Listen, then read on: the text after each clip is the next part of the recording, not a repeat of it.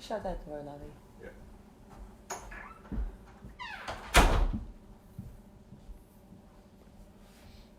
Good morning.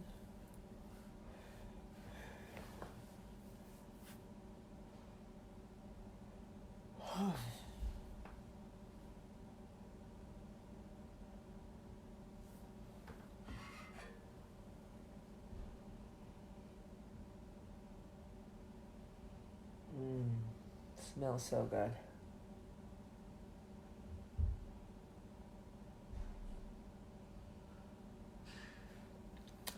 Good morning, everybody. Good morning, and welcome to Coffee Talk.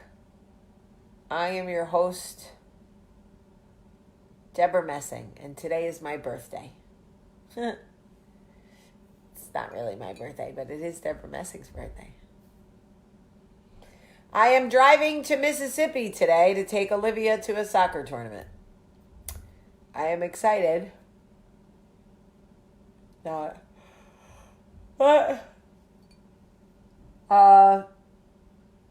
She is very excited. Now here comes my eyes watering. I swear. She is very excited because she loves to go on the road and play soccer. So she's very excited. But the trip is like 3.5 hours where we're going.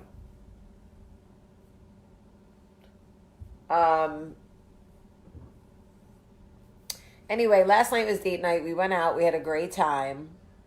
And there were a lot of nice people out last night. A lot of coffee talkers, which was really nice.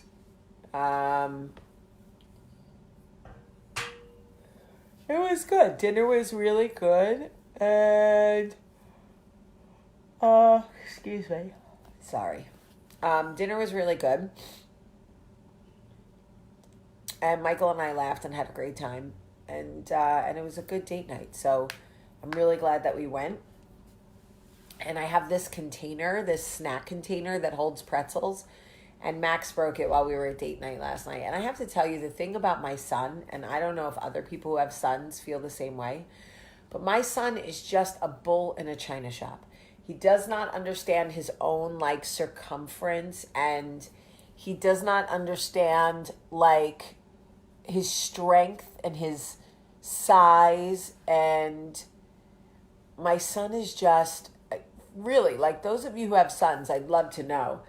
Are they just like klutzy, giant, like, they remind me of like big puppies who just have no idea what to do with their big paws and their big size. And like, you know, if anything breaks in my house, it's always Max. Always. And he never means it. And it's not even because he's wild. Hi. What are you doing? What are you doing? What do you mean? It looks beautiful. You did an amazing job today. Why would you want to put it up?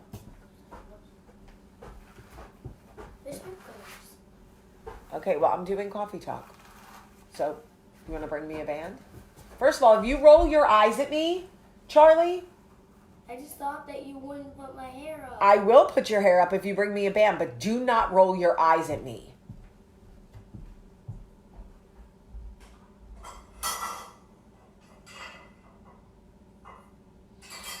There's one right here.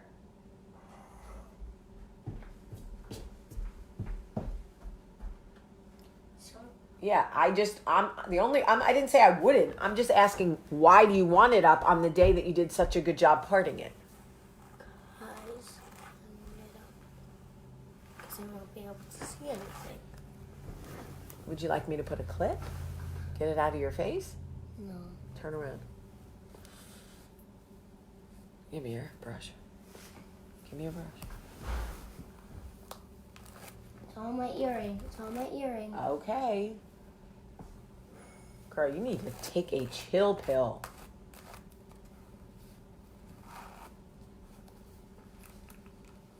We're going to Magic Muffins. If you roll your eyes at me again, it'll be your last trip.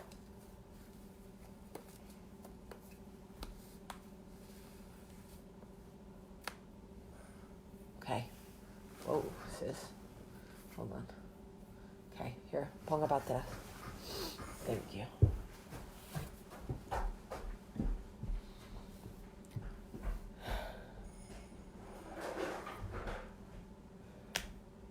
Okay, Charlie. Apaga la luz. Thank you. Cierra la puerta. Thank you. Anyway, yeah, she's got the big eye roll thing. This is her new thing. Always this. I'm like, I will poke you right in your eye. Yeah, Max is really like a bull in a china shop. It's the only way I can explain it. Everything gets broken because of Max. I love him, but whoa. Okay, so I want to talk to you about cyber stalking and online harassment. It's really important that we have this conversation. I don't think you guys understand what our children are being exposed to, and we need to talk about it. Online harassment and or cyber stalking typically comes from an ex who feels jolted, wants to reconcile, or wants revenge. Somebody who has an unhealthy fascination or obsession with you and your image. Somebody who feels rejected by you in any capacity. You may be a target for no reason whatsoever. Like you literally may just be online and somebody may see you and just decide that that you look like an easy target for harassment. The scariest thing about online harassment and cyber stalking is you never know if the person who's doing it is next door to you or across the country, because there's so much anonymity to it, and that can make people frightful and frightened, because they don't know where this person is. A couple of things that I want to make you really, really mindful of, especially for children, but for us too. When you meet somebody, when your children, I have a girlfriend whose child met a boy, and he started asking questions like what her favorite color was, what her birthday was, what her sign was. All things that, like, when you're a young kid, when you're 13 or 14 and someone's asking you online, you think is perfectly normal. Jesus. Ciao. Bye, baby. Mommy, Yes. they didn't fill up their water bottles, and now they have to do it last minute. Okay. Don't tattle, baby. No, we Your can't dad's go to handling it. Muffin. You can go to Magic Muffin. They ask questions like, is this the first time your mom's ever been married? What was her name before she got married? That's a cool name. You should name your kid that. They don't really care. They're trying to get the answers to your most frequently asked questions. That's what they're doing.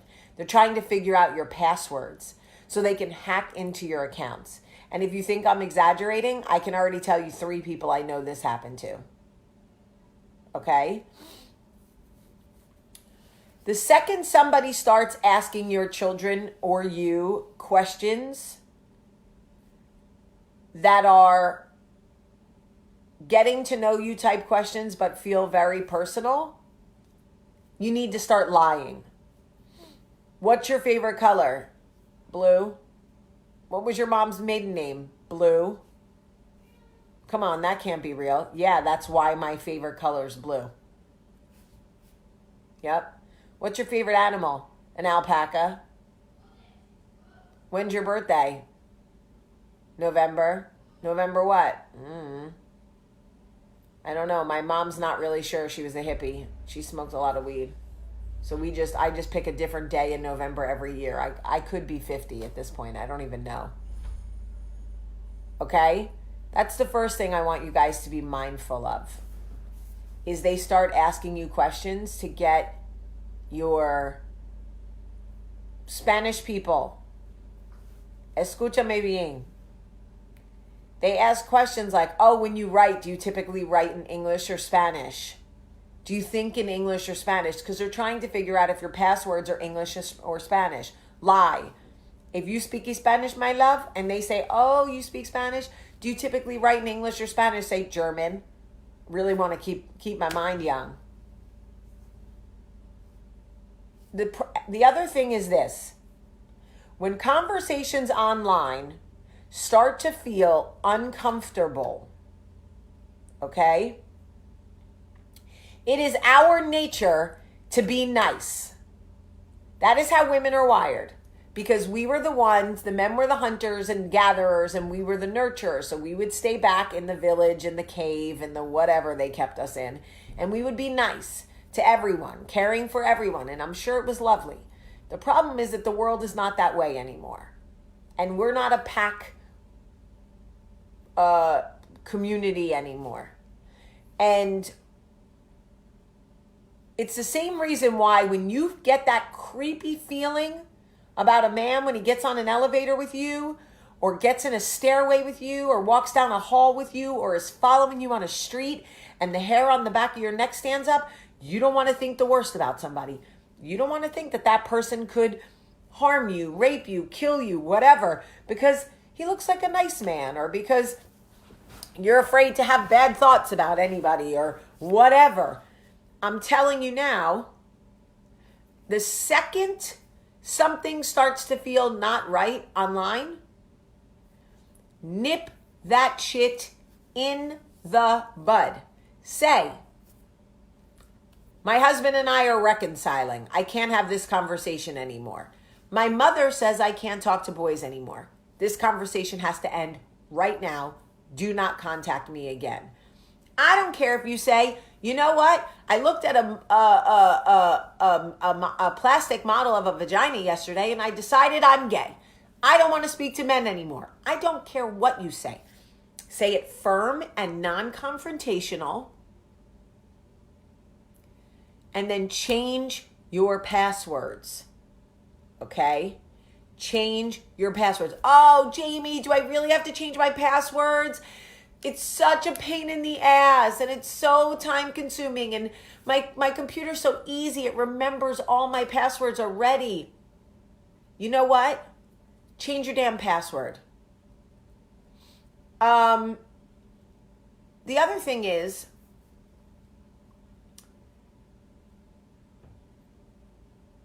tell somebody. No matter how, even if the person stops contacting you, write it down, not in an email, with a piece of paper. Remember the paper that we have? It comes from trees and you can write with a pen. I know it feels really foreign. It feels really far away. But get a piece of paper and write it down. On this date, this person contacted me. We had a nice conversation until I did not feel good anymore. I asked them to stop contacting me on this date. And I'm writing it here, and I am telling this person. Because if the feds have to get involved, they need proof outside the computer, because they say computers can be manipulated. Now, a lot of people are saying, can't you just say it's none of your business? If you're afraid, you may not want to say that. If you feel brave and you feel confident, homeboy is in 10 states away. But I'm just telling you, from people that I know that they have dealt with this, it has been awful for them. Some of these hackers have found these kids and these people years later. Change your passwords. Change your email. When you're setting up email for your children, don't use their names. Make it gender and age neutral. Don't do prettygirl12@AOL.com. Okay? Don't do that. Do grass is greener 123. We don't know if that person is a man or a woman or a kid or a grown-up or a whatever. And I know some of you are going, shit, I've done this. I already made my kid's email address. Change it. Oh, but Jamie, people already know it. They'll know a new one. These kids live in technology. You think they can't learn a new email address? They'll learn it in 2 days. Hey guys, changed my email. My kids are not allowed to talk to anyone online. Nobody. If I catch them messaging somebody, I'm ripping every single piece of technology out of this house. You'll never see me on Coffee Talk again if I ever. When I tell you I don't give a shit, I'll throw every single thing out of this house.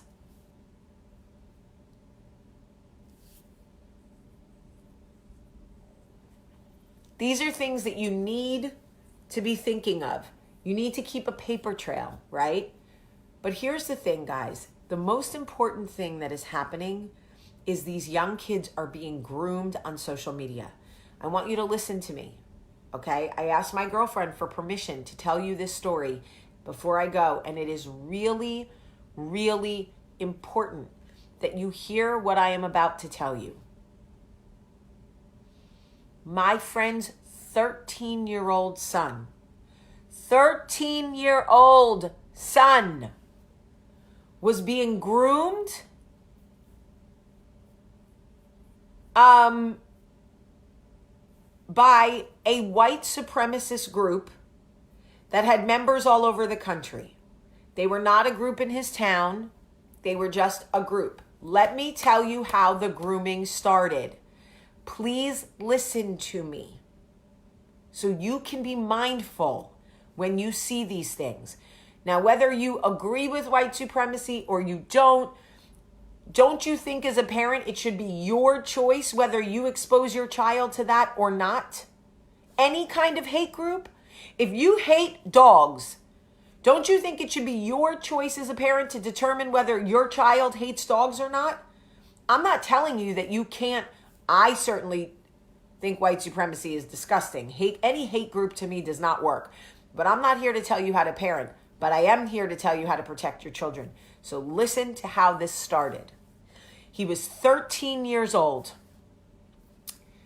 and he got a friend request on Facebook from some kid that looked like him in another city who was like, hey, I see you like skateboarding, because his profile picture had him on a skateboarding ramp. Okay? I skate in my city. We're trying to connect with a bunch of boarders. He was like, dope, 13. Now they start connecting, right? Then they start a private group, okay? Nothing scary about it. Just talking skateboarding, games, things they love. Nothing scary. Normal shit for a 13-year-old, right? Then they start posting derogatory photos of women,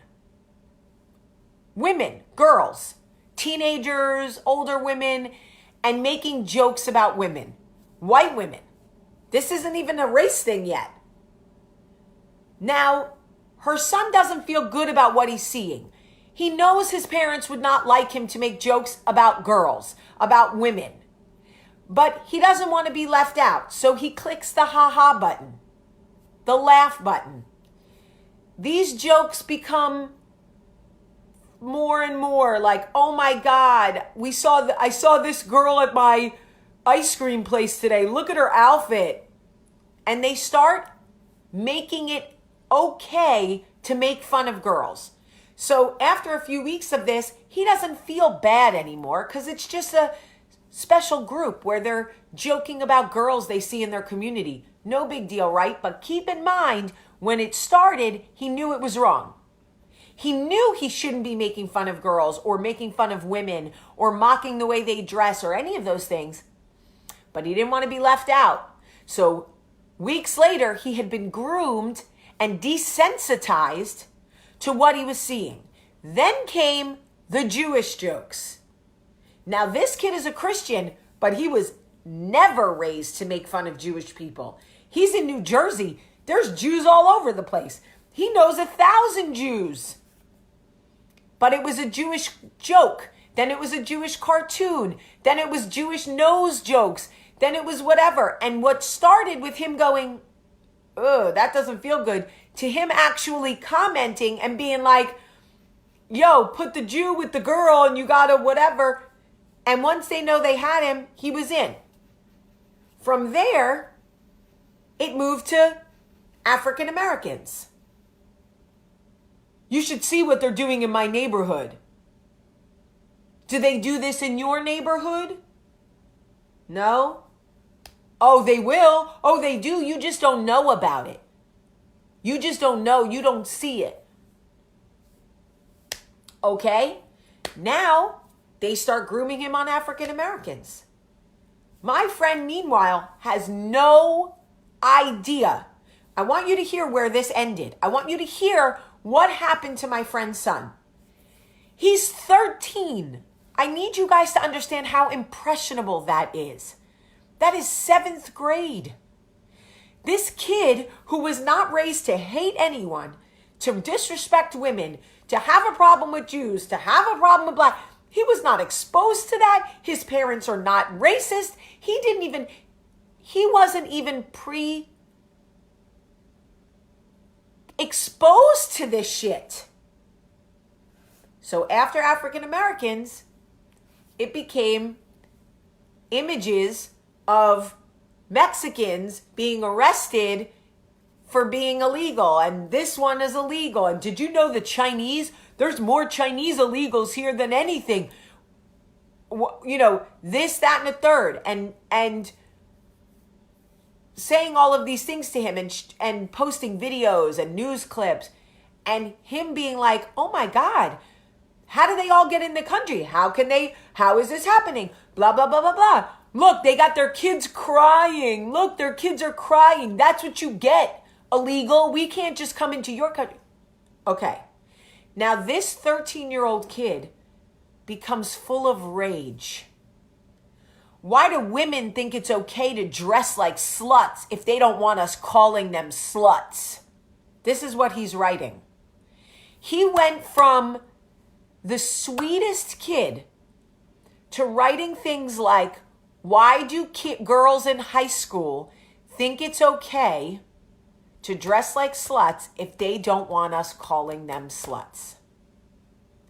He went from being a nice kid to using the N-word, to wanting to kill Jews, to or at least commenting that it would be okay. When I tell you this boy was covered in the devil, and let me tell you how his mom found out. There was no change in behavior at home. Happy-go-lucky kid, ate, went to school, no issues in the school, no problems, nothing. You know how she found out? Because one of the kids started posting photos of guns in the group, and another mother found it and went to her local police department and said, my son is in a private group where they have been grooming him to hate people that look different than him, to devalue women, to make rape culture funny, and now they're posting pictures of guns, and I'll be damned if I'm going to have the next white son on the news for shooting up a school. And the police did not play. She got very lucky in her town. The police took that shit seriously. They got into it. They tracked down every kid in the group. They contacted every family. Now imagine my girlfriend's heart. When the police in her town showed up at her kid's school, searched his locker, searched his backpack, she was like, what the hell is going on? And she looked at the history of the months that her son had been talking to these kids, and they had been grooming him and exposing him and desensitizing him and grooming him. When I tell you that my girlfriend cried, she cried. She went out into her car while her husband sat with him and cried and cried and cried because she realized her child was not safe under her own nose. And now the kid is in therapy because they have to undo all of the shit he was exposed to. All that shit. So now he's in therapy, understanding that girls are free to dress how they want. And it doesn't give you the right to call them names or to hurt them or to make rape jokes. That rape jokes are never funny.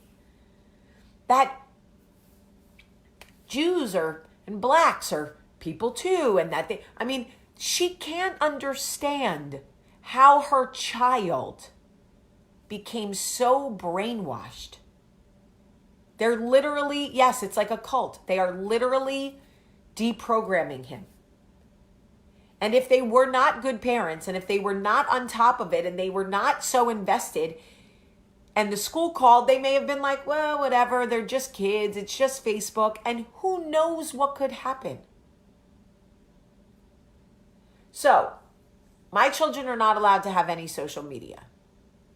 They say to me, Olivia says to me all the time, why can't I just have Instagram? I'll make it private. You know why?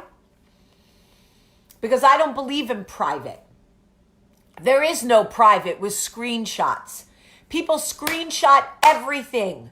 And they tell everyone, and they make fake accounts, and they pretend they know so-and-so and know so-and-so. Y'all, listen to me. People showed up at my house. I don't care how much they loved me.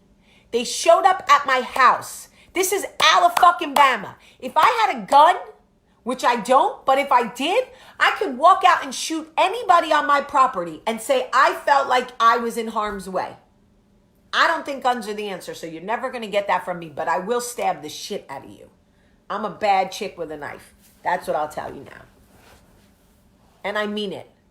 So now, this boy is in therapy and trying to sort it all out. They're trying to teach him about being grooming. They're trying to teach him about what happened to him because he still thinks these kids are his friends. He's like, what is the big deal? I talk about adult grooming all the time. So many of us watching this that would do anything for our children, would take a bullet for our children, would do anything. We are groomed by men. We are groomed by people that work for us, that we work for, that want us to do things that we don't want to do. We are groomed as adults all the time. These are children. My kids are not getting smartphones. I don't care. I don't. I really don't.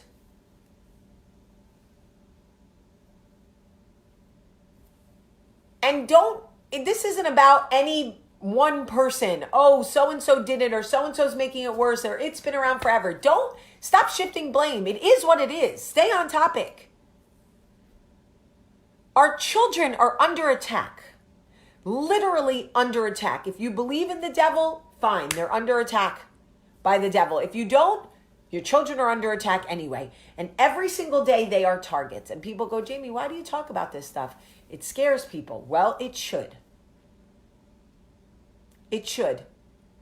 When my kids are 18, they could get whatever they want. 17, 18, you want a smartphone, get a job, work at the ice cream place, go ahead and get it. I'm going to teach you how to use it, and I'm going to teach you what to watch out for and what to be mindful of. People go, but my kid goes to soccer. How are they going to get in touch with me? I don't know. I played soccer for 14 years and never had a cell phone. And you know what? My mother was just fine. Oh, but it's worse today than it ever was. No, it isn't. You heard about the Atlanta child murders? You know how many kids were abducted in the 80s? You know how many kids were on milk cartons? Don't talk to me about it was better in the 80s than it is today. That is some bullshit. People are way more woke today watching other people's kids, making sure everybody's okay. In the 80s, we ran around till the streetlights came on. And nobody ever checked for us. My kids will be just fine without smartphones. Just fine. I don't need luck. My kids are not getting smartphones. They're not getting it from me. Now, I'm not saying they won't save their own money if they save their own money, but they got to make the payment every month. Like, there's levels to this. You can't just buy a phone for a few $100s. You got to get an account. I'm not putting my name on it. So you got to figure out how to do that. You got to make the payment every month. I don't care. So you could get a flip phone, sis. I'll get you a flip phone with no internet. You need to call me? Okay. Understand. I'll get you a flip phone. Here's the thing. I'm already the meanest mom in America. Don't you remember I threw my kids ice cream out? I don't care what they say about me. They don't have to like me. Because to be honest with you, a lot of times I don't like my own mother. But I love her. My kids don't have to like me. They really don't. They don't have to like me. It's fine. As long, it'll come around. But I'm telling you that this whole situation is too much. It's too much. It's dangerous. Our children are being taken, their souls are being taken out from underneath us. We work so hard to get pregnant, to carry our children, adopt our children, become stepmothers, whatever it is, however we become that role. We raise them, we do our best, we teach them about God, we teach them to be all of these things that we try so hard to teach them to be good people. And they are being stolen from us. No. Nope. I can't have it. I cannot have it. I cannot see what my poor girlfriend is going through right now. I just can't. And you're right. It's not just cell phones. It's iPads. It's anything where people can access them. It's very dangerous.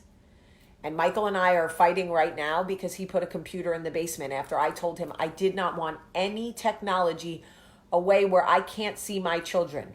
So I told him, I'm taking Olivia to Mississippi this weekend. You have 2 days to get that shit out of the basement before I get home on Sunday and rip it out of the wall. Your choice. My mom used to say the same thing. You don't have to like me. You don't even have to love me, but you will respect me. My mother still says it to the same thing. So, be mindful. Don't ever be afraid to go through your kids' stuff. Look at their emails, look at their text messages. If there are any names that you don't recognize, sit down with your child and say, who is this? Oh, they're not in your class? Oh, you met him online? Get him out of your phone now. And if I catch you messaging him again, I'm going to put this phone on the driveway and I'm going to run it over with my car. I wish you would test me. I wish you would, because I'm a bad bitch with this car. So test me now. I'm telling you now. My kids can't have Snapchat. They can't have any of it. All they do is they play. There's one game on the internet they play, and I've disabled location and I've disabled chatting. I am the parent, period. You don't have to like me, but you will respect me, and you will. And Michael knows all their passwords. We go into their stuff. We look at everything. I don't care if my kids are not cool. Don't be cool. You'll be all right. Your dad wasn't cool. Your mom was, but your dad wasn't. And look how well he turned out. All right, Michael was cool, but still, you get the point. All right. I love you all. I'm sorry that I had to be so impassionate today about this conversation, but I love you. I love you. Love you. Have a great, great day.